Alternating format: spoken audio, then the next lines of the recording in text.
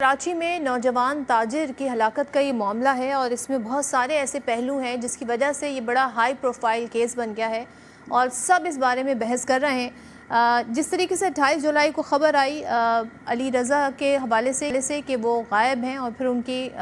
जिस तरीके से लाश बरामद हुई उसके बाद जिस कंडीशन में वो मिली वो भी काफ़ी ज़्यादा डिस्कशन में रही। पोस्टमार्टम होता है लेकिन जो फैमिली है वो मुतमईन नहीं होती और फिर वो ये कहती है कि हम अदालत जाएंगे और यहाँ पर हमारे बच्चे के हवाले से जो पोस्टमार्टम रिपोर्ट तैयार की गई है उससे पुलिस ये साबित करने की कोशिश कर रही है कि ये ख़ुदकुशी का केस है, जबकि उन्होंने कहा कि मेरा बेटा ऐसा नहीं कर सकता था और हम चाहते हैं इसकी मुकम्मल तफ्तीश हो। उसके बाद पुलिस सर्जन आई, उनके बहुत सारे बयानात मीडिया पर मौजूद हैं जिसमें उन्होंने बहुत सारे कंसर्न के हवाले से बात की, टेक्निकल कुछ उन्होंने चीज़ें डिस्कस की। ज़ाहिर है फिर अदालत तक मामला गया और फिर एक नया हमने देखा कि मेडिकल बोर्ड तश्कील दिया गया जिस पर तहफ़्फ़ुज़ात फैमिली ने किए। उसके बाद उसी मेडिकल बोर्ड को जो पुराना था बहाल किया गया और दोबारा खबर कुशाई होने के बाद दोबारा से ये पोस्टमार्टम किया गया और सैंपल्स दिए गए हैं आज और इस हवाले से बहुत सारी खबरें हमारे पास हैं। इस पर मैं अपने नुमाइंदे नज़ीर शाह की जानिब चलूँगी और जानूँगी कि क्या बता रहे हैं, क्योंकि अब ये बताया जा रहा है कि सर, चेहरे, गर्दन, सीने और जिस्म के मुख्तलिफ हिस्सों पर तशद्दुद के निशान हैं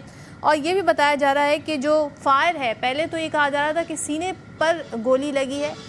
यानी कि उसकी एंट्री पॉइंट जो है गोली का वो सीने से और फिर वो पार हुई है कमर से, एग्ज़िट पॉइंट वो है, जबकि अब रिपोर्ट ये बता रही है कि ऐसा नहीं है। क्या है हकीकत में, नज़ीर शाह की तरफ चलती हूँ। नज़ीर, सबसे पहले मुझे बताइएगा अभी जो इब्तदाई तौर पे पोस्टमार्टम हुआ है और जो हक़ाइक़ सामने आए हैं वो हमें क्या बता रहे हैं, वो रिपोर्ट क्या बता रही है और वो पिछली रिपोर्ट से कितनी मुख्तलिफ है?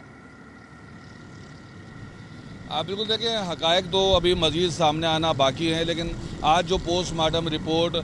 शाम को मेडिकल बोर्ड जो 8 रुकनी बनाया गया था उसकी जानिब से जारी की गई है, तो उसने इसी महकमे की साख पर भी सवाल उठा दिया कि इससे पहले इसी मेडिको लीगल शोबे की जानिब से जो पोस्टमार्टम 4 सवाल पर जारी की गई थी तो उसमें वाज़े तौर पर बताया गया था कि इस पर कोई तशद्दुद नहीं हुआ और इसके जिस्म पर जो गोली है सामने से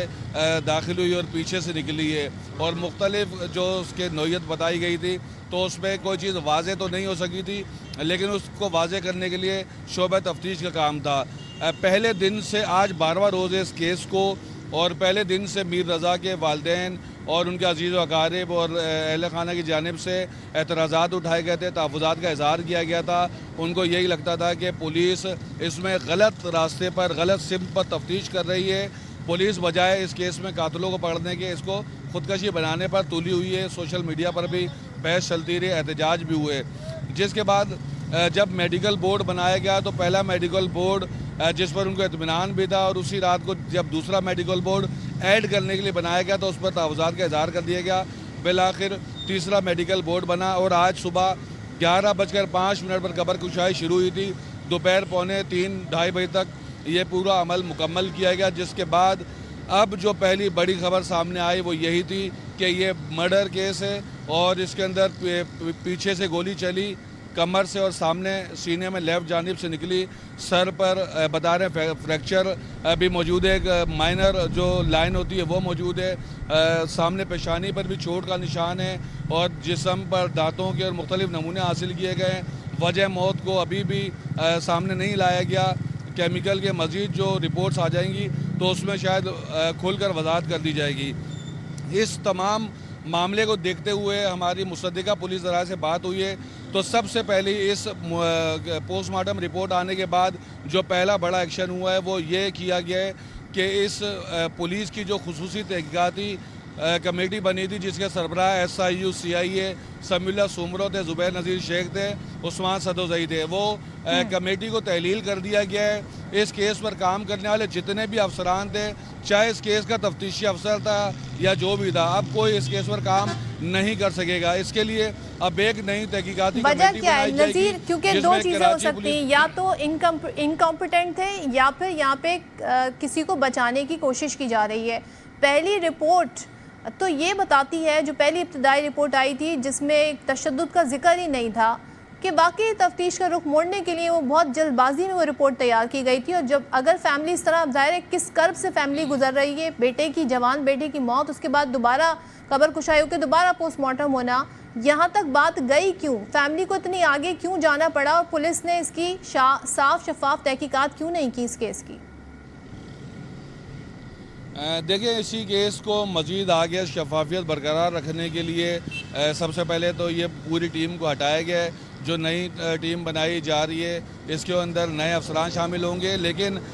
इस केस में उन तमाम शवाहिद को बरकरार रखा जाएगा। जितने भी डिजिटल एविडेंस थे उनको इस केस में साथ साथ रखा जाएगा। दूसरी बात जो आपने मुझसे सवाल किया, तो इस केस में पुलिस को जब रूटीन में कराची में अक्सर व बेशतर बॉडीज़ मिलती हैं, जिस तरह हम भी अक्सर व बेशतर रिपोर्ट कर रहे होते हैं कि एक दिन के अंदर इतनी या एक महीने में इतनी लावारिस लाशें मिली, तो जब ये पहली मरतबा लाश हिल एरिया में मिली गुलिस्तान जौहर ब्लॉक 1 में, तो जैसे ही 15 मददगार पर इसकी इतला मिली तो फौरी तौर पर ड्यूटी अफसर वहाँ पर पहुँचा और इसके थंब के ज़रिए तलाश डिवाइस से इसकी शनाख्त मालूम करने की कोशिश की गई, तो इसकी शनाख्त सामने ना आ सकी। वो तस्वीर मौजूद है जिसके इसके पांचों हाथों पर ब्लू कलर का एक स्याही टाइप का निशान है, जो इसके थंब लगाने की कोशिश की गई। उसके फौरी बाद इसको जिला अस्पताल मुंतकिल किया गया और पुलिस की जानिब से इसको एज आ रूटीन केस लिया गया। और जिला अस्पताल में चूँकि ये गन शॉट बॉडी थी, अगर ये गन शॉट बॉडी ना होती तो शायद इसका पोस्टमार्टम भी पुलिस ना करती। तो पोस्टमार्टम